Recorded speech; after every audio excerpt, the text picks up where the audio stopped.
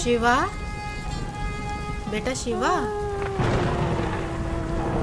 शिवा, क्या सोच रहा है बेटा? चल खाना खा ले।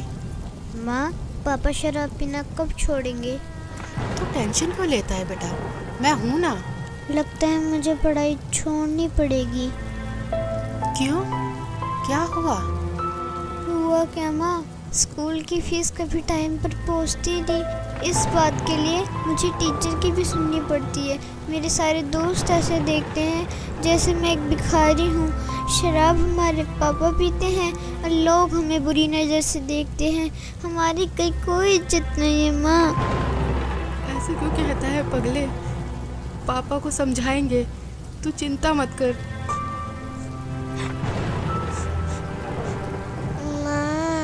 आज मैम ने बोला है 2 दिन के अंदर अगर मेरी फीस जमा नहीं हुई ना तो मैम ना क्लास में बैठने देंगी और ना एग्ज़ाम में। आप मेरी फीस जमा करवा दो ना। हाँ हाँ मेरी बच्ची, सब हो जाएगा। कल करती हूँ कहीं से पैसे का इंतजाम। माँ, आपको तो बुखार है। अरे कुछ नहीं, वो खाना बनाया था ना तो आग की तपन से शरीर गर्म हो गया है। आओ खाना खा लो।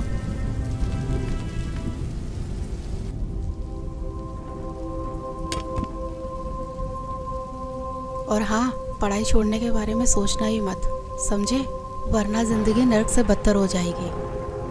करती हूँ तेरे पापा से बात। देख रहा है ना मुझे? अगर उस जमाने पे पढ़ाई पे ध्यान दिया होता तो आज तेरे पापा के साथ रहने के बजाय अलग कमा के खा रहे होते।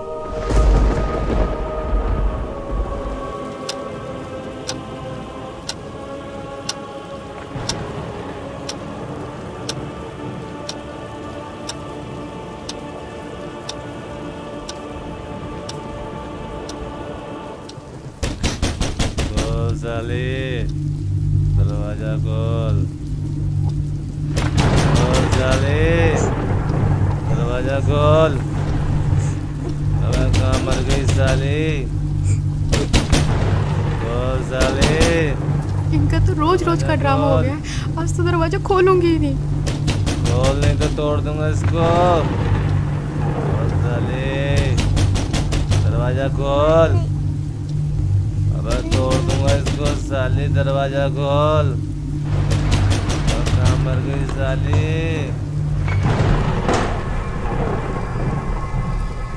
तू करती क्या रहती है साली?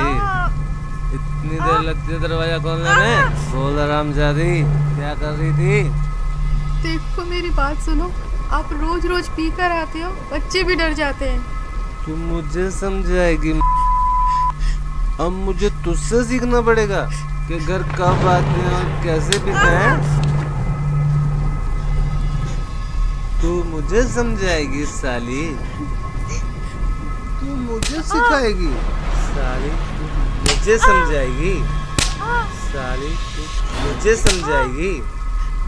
मुझे समझाएगी?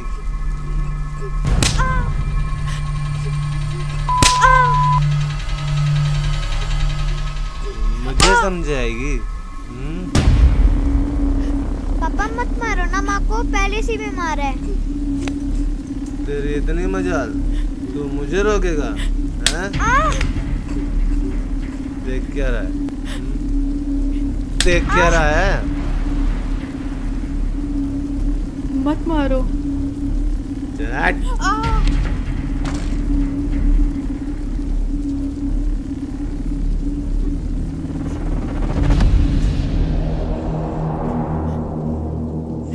तू मुझे मारेगा साले? मैं भी देखता हूँ तेरी माँ ने तुझे कितना दूध पिलाया।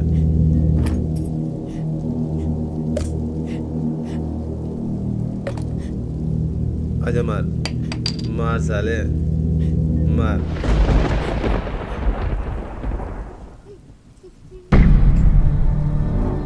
तुम सबको देख लूंगा मैं।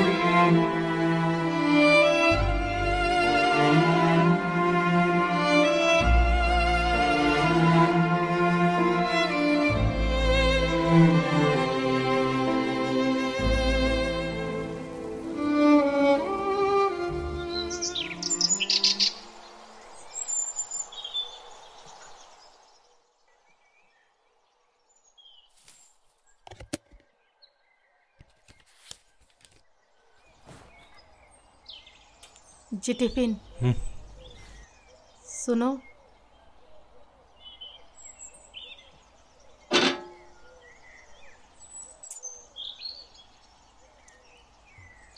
माँ माँ, जल्दी चलो, मैं स्कूल के लिए लेट हो रही हूँ। हाँ हाँ मेरी बच्ची, बस 2 मिनट, मैं अभी तैयार होके आती हूँ।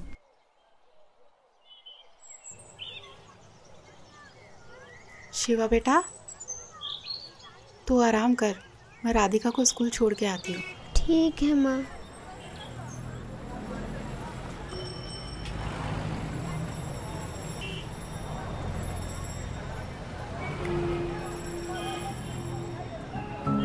माँ, पापा कब सुधरेंगे?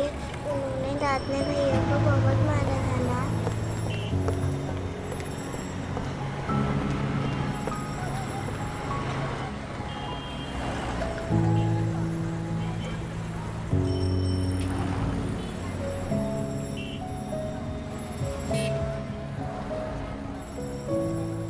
हे भगवान, कब तक इन बच्चों को दिलासा दूं? मेरे होते हुए मेरे बच्चे नर्क जैसे जिंदगी जी रहे हैं। इससे अच्छा तो हम मर जाते, वो बेहतर होता। कम से कम रोज रोज की मार पिटाई और समाज में जलील होना तो बंद होगा।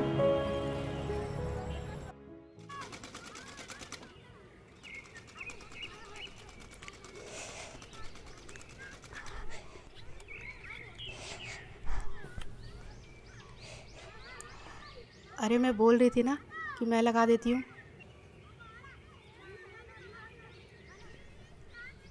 ला, मुझे दे। ठीक है।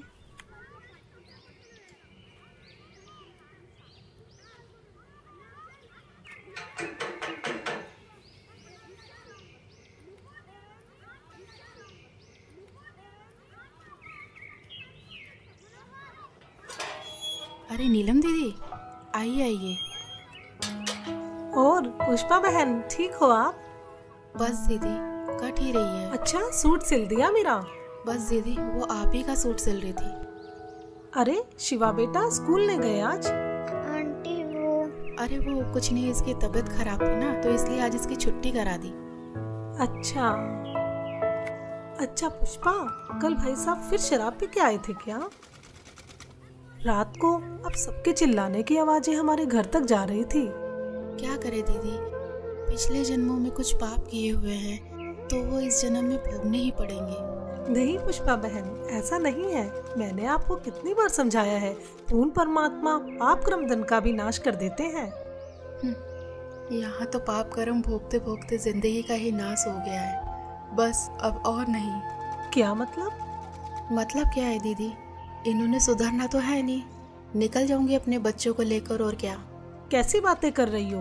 ये तो समस्याओं का हल निकालने के बजाय उनसे दूर भागना हुआ।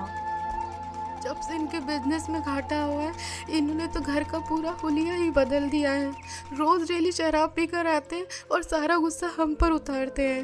हल निकालते निकालते मैं थक चुकी हूँ, बस अब और नहीं सह सकती। मेरे पास अब 2 ही रास्ते बचे हैं, या तो घर छोड़ के चली जाओ, नहीं तो फिर मैं आत्महत्या कर लूँ। नहीं पुष्पा, ये बिल्कुल गलत है, और आत्महत्या तो महापाप है। पुष्पा, अगर इस नरक भरी जिंदगी से निकलना चाहती हो तो उसका एक ही रास्ता है, जिसके बारे में मैं तुम्हें बार बार समझाती हूँ। तुम बस एक बार संत रामपाल जी महाराज जी से नाम दीक्षा ले लो, फिर देखना तुम्हारा जीवन कितना सुखमय हो जाएगा। एक सच्चे संत के पास हर समस्याओं का समाधान होता है। अच्छा मजाक करती हो दीदी, भला नाम दीक्षा लेने से भी इनका कुछ हो सकता है क्या? कितनी तो हमने झाड़ फूक करवा ली, कितने इनको नशा मुक्ति केंद्र में भेज लिया, और ना जाने कितनी इनको दवाइयाँ मैंने खाने में मिला कर दी, पर इनका नशा नहीं छूटा। और हाँ, आप बोल रहे हो कि गुरु बनाकर भक्ति करने से सब ठीक हो जाएगा, तो आपको बता दूं कि हमने काफ़ी गुरु बनाकर भी देखे हैं, पर इनका नशा छूटने के बजाय और बढ़ गया है। तो इन गुरुओं से भी कोई फायदा नहीं है। हाँ बिल्कुल सही कह रही हो पुष्पा बहन, लेकिन मैंने कहा ना, एक सच्चे संत से ही नाम दीक्षा लो, क्योंकि एक सच्चा संत आपके सभी दुखों को दूर कर सकता है। और संत रामपाल जी महाराज जी तो पूरे विश्व में एकमात्र ऐसे संत हैं जो शास्त्रों के अनुसार सत्य भक्ति बता रहे हैं, जिसके करने से राक्षस भी देवता बन जाते हैं। दीदी, मैं पहले से ही दुखी हूँ। मैं पैसे कहाँ से लाऊंगी गुरुओं के पास जाने के लिए?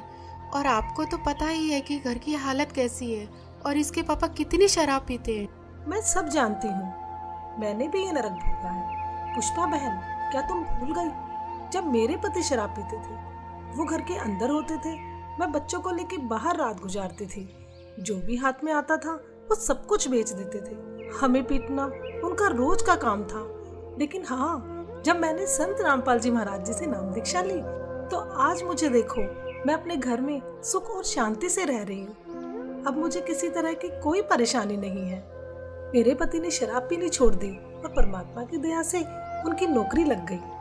और हाँ, पैसों की चिंता मत करो, संत रामपाल जी महाराज जी के आश्रम में किसी तरह का कोई पैसा नहीं लगता। अच्छा? हाँ बिल्कुल। हाँ दीदी, सही कह रहे हो। आपकी पहले क्या हालत थी ये तो मैं अच्छे से जानती हूँ। तो फिर जब संत रामपाल जी महाराज जी से नाम दीक्षा लेने के बाद मेरे पति का नशा छूट सकता है तो भाई साहब का नशा भी गारंटी से छूटेगा। पता नहीं दीदी, वो दिन कब आएगा। मेरी बात मानो, कल मेरे साथ सत्संग में चलो, वहाँ से नाम दीक्षा ले लो, फिर देखना आपके पति की नशा करने की आदत भी छूट जाएगी और आपके घर की आर्थिक स्थिति भी ठीक हो जाएगी। जी ठीक है दीदी, कल संत रामपाल जी महाराज के सत्संग में भी चल के देख लेती हूँ। जहाँ इतना सब कुछ कर लिया तो इतना और सही। जी ठीक है जी। अगले दिन पुष्पा नीलम के साथ सत्संग में तो चली जाती है, लेकिन उसको नहीं मालूम था कि इस बारे में रमेश को भी पता चल जाएगा।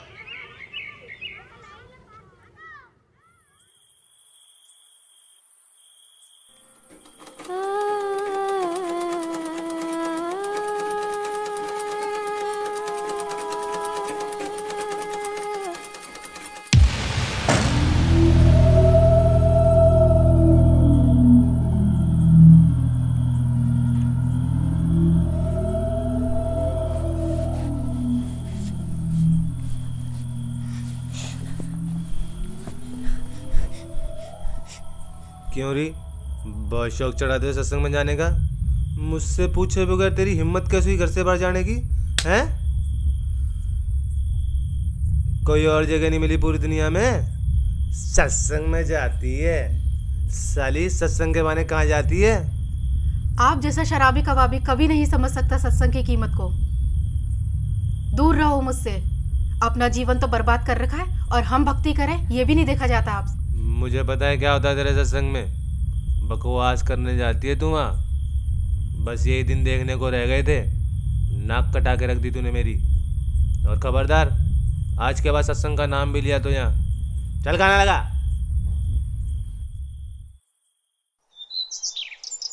रमेश सत्संग को बहुत बुरी जगह मानता था, लेकिन कुछ दिन बाद जब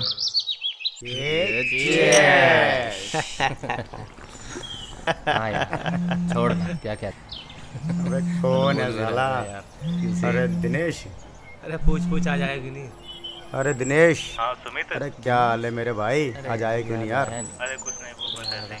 अरे यार तेरे बगैर तो पार्टी में मजा ही नहीं आता यार। हाँ ठीक है, ये बता रमेश है वहाँ? कौन? रमेश? हाँ है ना, ये ले बता। हाँ दिनेश भाई, कैसा है मेरे यार? बढ़िया भाई। आ जाया नहीं तू यार? अरे दारू के पैसे हम दे देते भाई। अरे वो सब छोड़, तू ये बता कि तुझे पता है कि भाभी कहाँ जा रही है? क्या मतलब? मैंने अभी मिश्रा की वाइफ के साथ सत्संग में जाते हुए देखा है। इसकी और हाँ, तो आज तो तेरे दोनों बच्चे भी साथ हैं। इसकी तो अरे क्या हुआ भाई? यार क्या हुआ? अरे कुछ नहीं यार, तुम्हारी भाभी आज फिर सत्संग में जा रही है। अरे समझा ले उसे, बिगड़ जाएगी वो।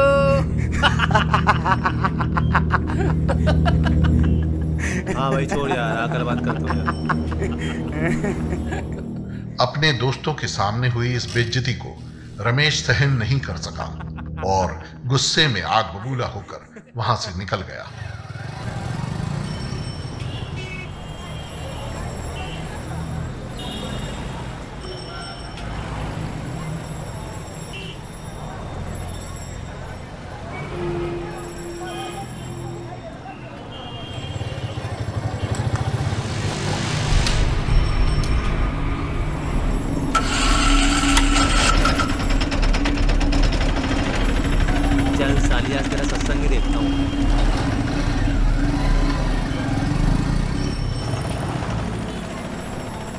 पुष्पा, बहुत अच्छा किया, इन बच्चों को भी ले आए। इन बच्चों को बचपन से ही परमात्मा की सही भक्ति का ज्ञान हो जाएगा।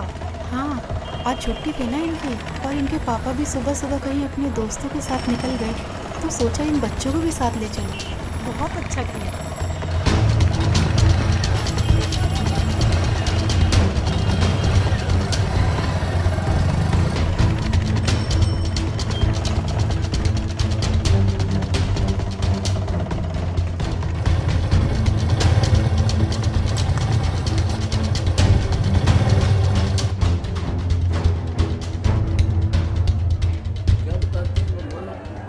परमात्मा हमें याद दिलाते हैं।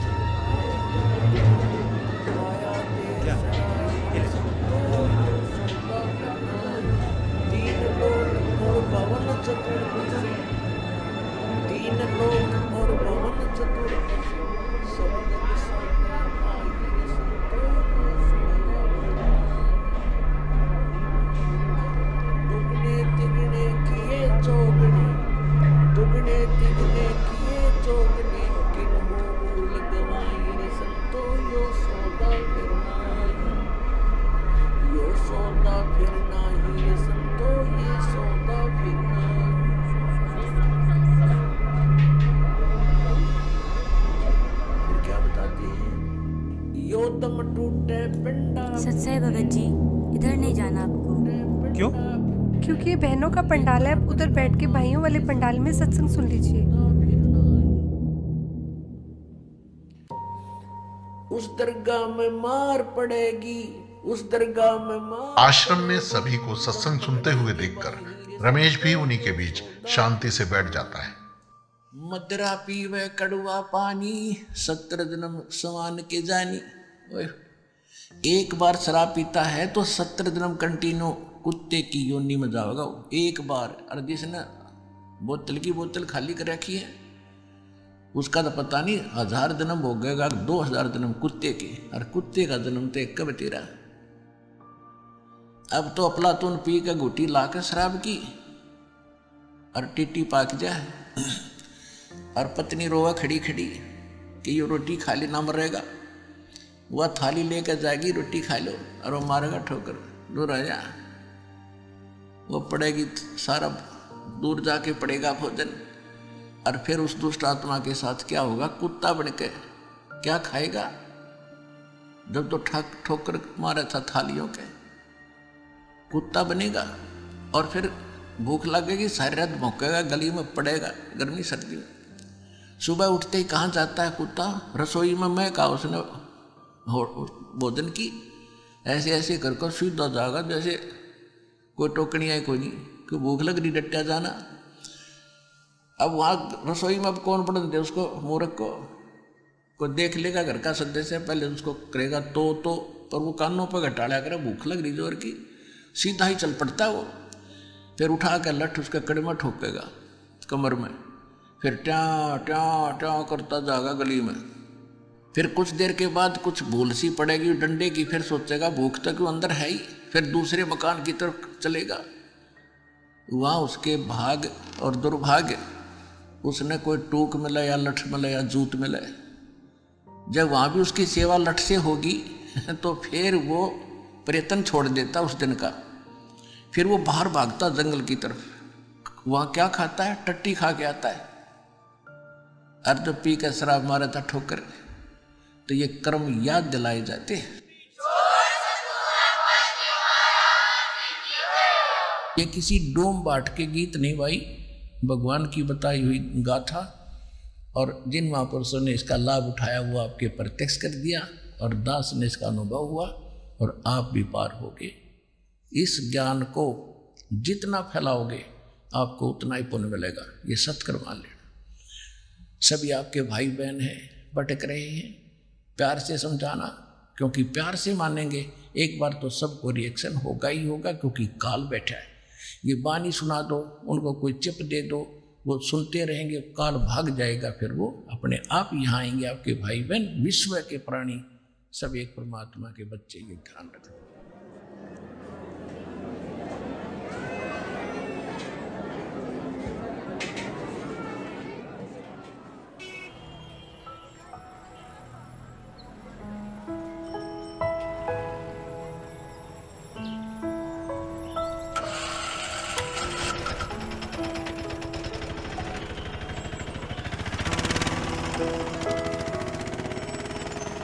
और राधिका बेटा, आपको सत्संग में जाना कैसा लगा? मुझे तो बहुत अच्छा लगा आंटी। और शिवा बेटा, आपको कैसा लगा? आंटी जी, सत्संग में जाना तो मुझे भी अच्छा लगा। अब डर है कि पापा पिटाई ना करे। बस दीदी, अब तो परमात्मा ही दया करेंगे।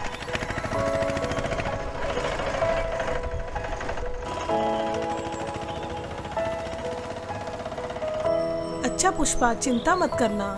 सत साहेब जी। अच्छा बच्चों, सत साहेब।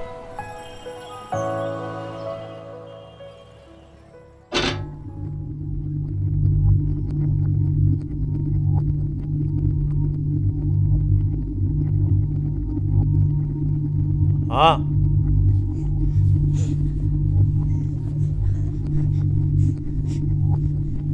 कहाँ गए थे तुम? जी वो यहीं बस वो। चुप कर। कहाँ लगा? पता नहीं कहाँ घूमती रहती है। जी ठीक है, लगाती हूँ।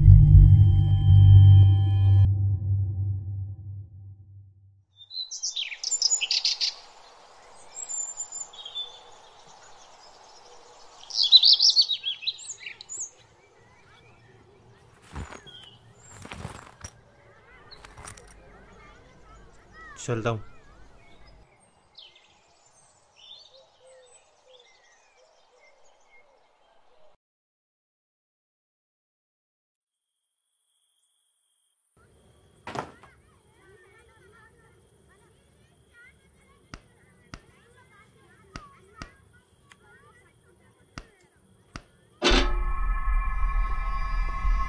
माँ,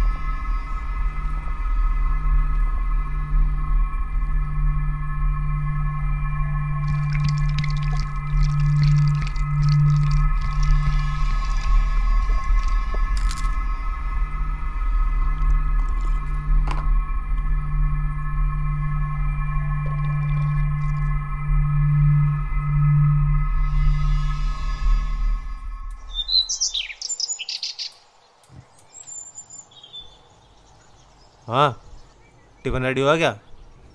जी हाँ। क्या देख रही है? जी कुछ नहीं।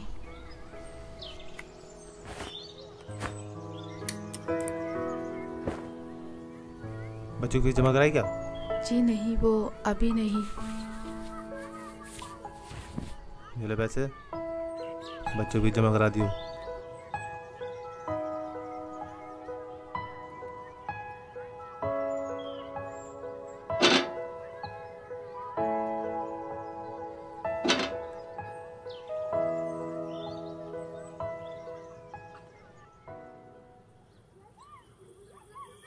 कुछ दिन से रमेश शाम को जल्दी घर आने लगता है, जिसे देख पुष्पा असमंजस में पड़ जाती है।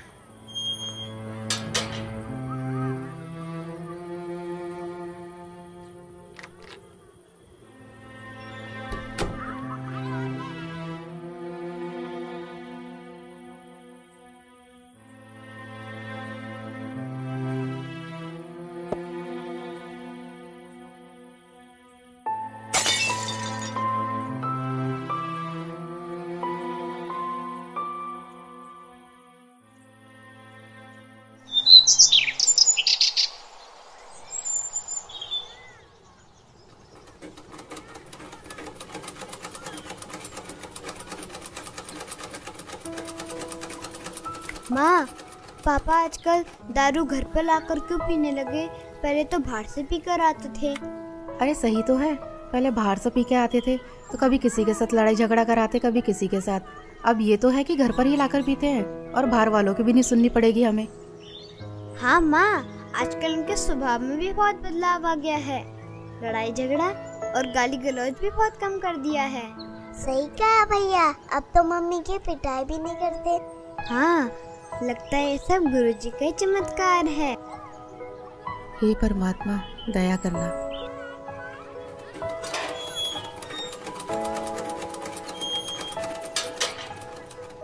अरे नीलम दीदी, आइए आइए। और पुष्पा कैसी हो? बस दीदी, मालिक की दया है। अच्छा पुष्पा, मैं ये बताने आई थी, कल सत्संग है आश्रम में, क्या आप चलोगे? नहीं दीदी, कल तो इनके पापा की छुट्टी है तो नहीं हो पाएगा। कोई नहीं। हाँ, अगर पिछली बार की तरह इनका बाहर जाना हुआ तो चल पड़ेंगे।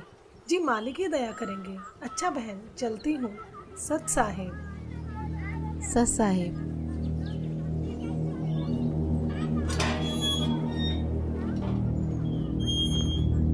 क्या करने आई थी ये? कुछ नहीं जी, वो बस ऐसे ही इनके कपड़े थे तो पूछने आई थी। चल चुप कर, बकवास करती रहती है। और हाँ, कल सुबह मुझे जल्दी जाना है, खाना जल्दी बना दियो, कहीं सोचो छुट्टी है मेरी।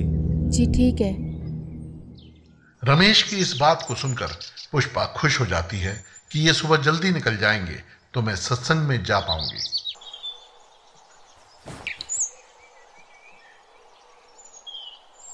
अच्छा ठीक है, मैं जा रहा हूँ। ठीक है जी।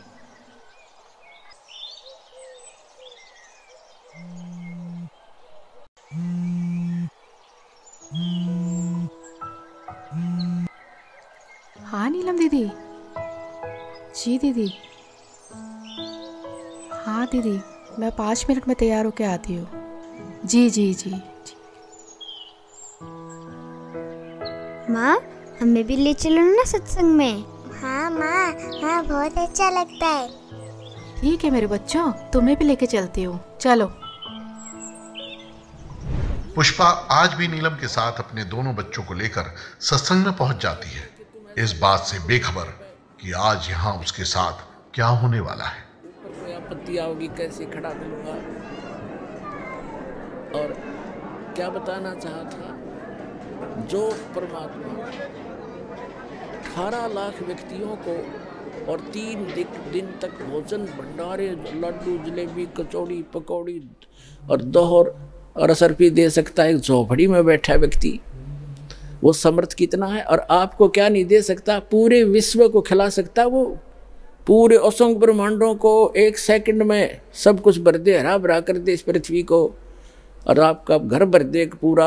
अगर विश्वास करोगे तो ये सत्कर मान लेना, उस समर्थ का सहारा आपको है। हाँ हाँ दीदी, बहुत अच्छा लगा। और मैं तो सोच रही थी, और हाँ दीदी, कल तो कमाल हो गया। मुझसे पूछ रहे थे कि बच्चों की फीस जमा करा दी, तो मैंने कहा नहीं, तो मेरे हाथ में पैसे रख के चले गए। अच्छा हाँ बहन, परमात्मा पर ऐसे ही विश्वास रखो, परमात्मा जो चाहे सो कर सकते हैं।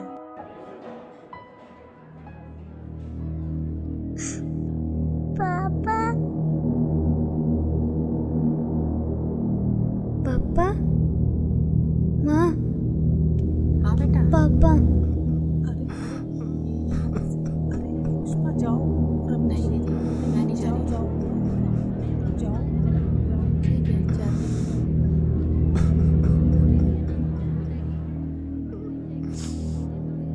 मुझे माफ कर दो परमात्मा, मैं पापी हूँ मालिक।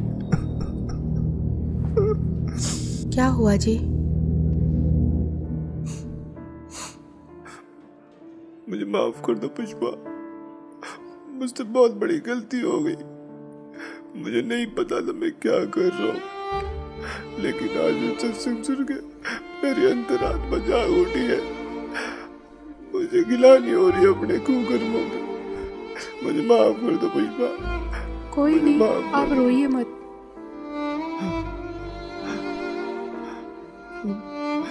शिवा बेटा, मुझे माफ कर दे बेटा। मैं आज के बाद कभी भी तुम्हें शिकायत का मौका नहीं दूंगा। राधिका बेटी, तेरे पापा सुधर गए बेटा, मैं प्रॉमिस करता हूँ मैं शराब को कभी हाथ भी नहीं लगाऊंगा। मुझे माफ कर दो बच्चों। नीलम बहन जी, आपका बहुत बहुत शुक्रिया जो आपने मेरे पूरे परिवार को यहाँ का रास्ता दिखाया। कोई बात नहीं रमेश भैया, लेकिन एक बात बताओ, आपको ये ज्ञान कैसे समझ आया? पिछली बार जब आप पुष्पा और दोनों बच्चों को यहाँ पर लेकर आए थे ना, तब मैं यहाँ आया था। उस दिन मैं आप लोगों के पीछे पीछे यहाँ तक आया था, ये सोच के कि यहाँ कुछ गलत काम होते होंगे तो इन लोगों को रंगे हाथ पकड़ूंगा। लेकिन मैं गलत था, क्योंकि सत्संग में जो बातें बताई गई उसे सुनकर तो मेरा दिमाग ही घूम गया, जिसके बाद मैं किसी को बगैर बताए यहाँ से निकल गया और आश्रम से जीने की राह पुस्तक भी ले गया। बस इस ज्ञान को मैं अच्छे से समझना चाह रहा था कि आखिर सच्चाई क्या है। मैंने घर जाते बुक को पढ़ना शुरू किया और टीवी पर जो संत रामपाल जी महाराज जी का सत्संग आता है उसे सुनने लगा। मैं ये बिल्कुल भी नहीं चाहता था कि पुष्पा और दोनों बच्चों को ये पता चले कि मैं संत रामपाल जी महाराज जी का सत्संग सुनता हूँ। मानो एक रूटीन सा बन गया हो कि शाम को घर आकर दारू पीता था और सामने सत्संग भी चला लेता था। वो कोढ़ से दुख होता हो, कुष्ठ से, इतना कष्ट आपको माँ के गर्भ में उस पीरियड में हो जाता है, तो उस समय ये परमात्मा से बार बार प्रार्थना करता है, हे प्रभु, हे मालिक, एक बार इस नरक से निकाल दो। वहाँ इसको याद भी होता है कि तू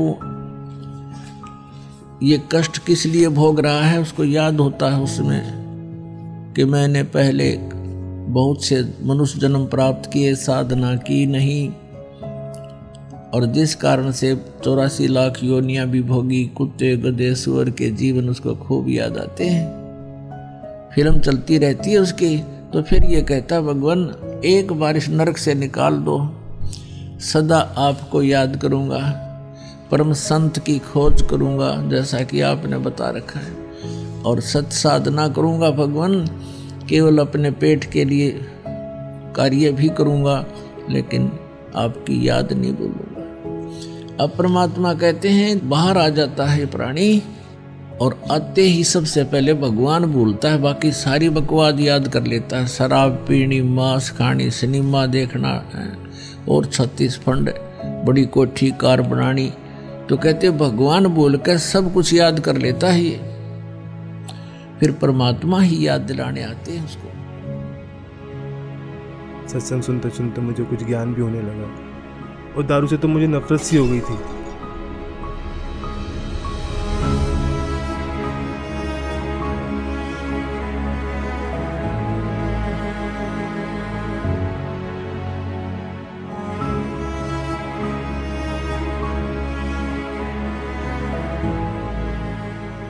और फिर कल जब आप घर पर आए, पुष्पा से सत्संग में चलने के लिए पूछ रहे थे ना, तब मैंने आप दोनों की सारी बातें सुन ली थी।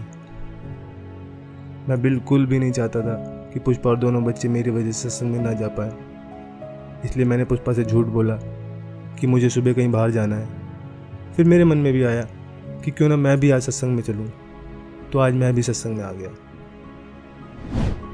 संत रामपाल जी महाराज वाकई में पूर्ण संत हैं, जिन्होंने मेरे पूरे परिवार के साथ साथ मुझे भी यहाँ खींच लिया और मेरे अंदर के राक्षस को मारकर एक देवता बनने का रास्ता बताया। सुबह का भूला यदि शाम को घर आ जाए तो उसे भूला नहीं कहते, और अब आप संत रामपाल जी महाराज जी का ज्ञान समझ गए हो तो इससे बड़ी खुशी की बात और क्या होगी। जी, अब मुझे भी नाम दीक्षा दिला दीजिए, जिससे मेरे पाप कर्म कुछ हल्के हो सके। हाँ हाँ, क्यों नहीं भाई साहब, आइए। जी, हाँ बच्चों, आज रमेश भी संत रामपाल जी महाराज जी से जुड़ जाता है और अगले ही दिन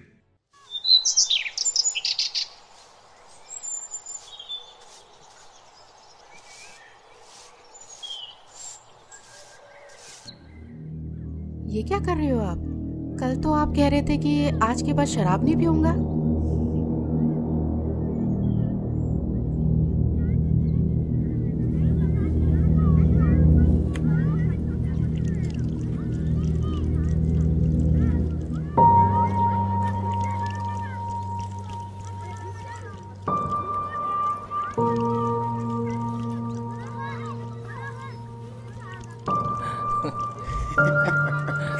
कल तो पुलिस वालों ने बहुत मारा यार।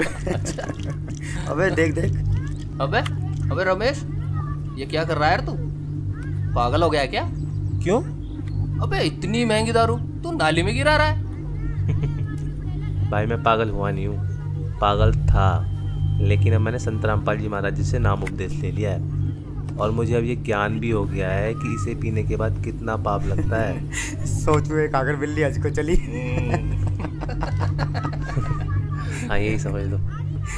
अबे तो गिराने से क्या फायदा, हमें दे दे।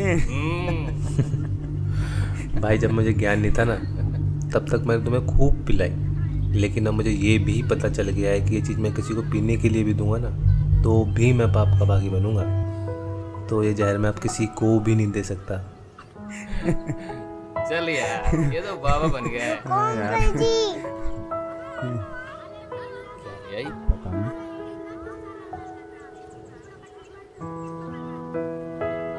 अरे ये क्या ले आई?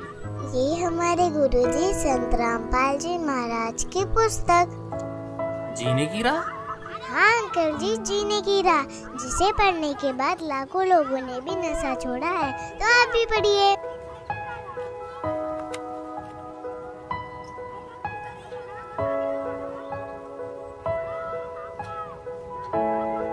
हाँ राधिका बेटा, आपने बोला है तो हम जरूर पढ़ेंगे। अच्छा तो बोलो फिर। बंदी छोड़ सतगुरु रामपाल जी महाराज की जय हो।